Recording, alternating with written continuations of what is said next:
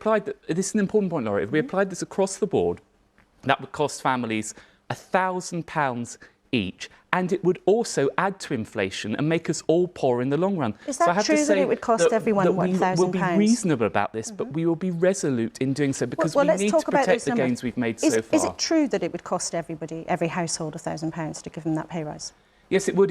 If you take, in fact, it potentially cost more than that. How have you worked out that it would cost every household £1,000 a year to give public sector workers an inflation matching pay rise? So we have taken the level of inflation, which is currently about 10–11%, and we have projected that forward for next year because that's what you'd expect it to apply to, and that would give £1,000 for every family. If we match that for the public sector. Well, we've had a look at your numbers, as you'd expect, and we've asked the Treasury also how they worked it out. Now, your figures have used the inflation figure of 11%, which is just for 1 month. The OBR actually projects that next year inflation will be far less than that. Not to speak of it, when you're normally working about pay negotiations, you cut an average of inflation, not just 1 month, which is what you have done. So it's not £28 billion, is it?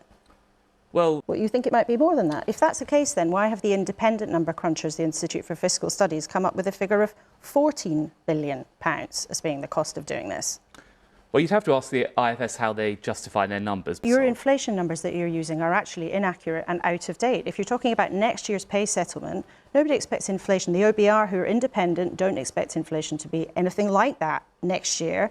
And this, for nurses and other public sector workers watching, this is about this year's pay deal. So if you want to be honest with people this morning, your numbers are not completely accurate, are they? Well, actually, Laura, I completely disagree with you on that. I'm asking you about what government ministers like you have been telling the public for several weeks now, which is that it would cost every single household in the country £1,000 to meet these pay demands. And we've looked very carefully at your numbers, and many other number crunchers looking at them would say your numbers do not quite stack up.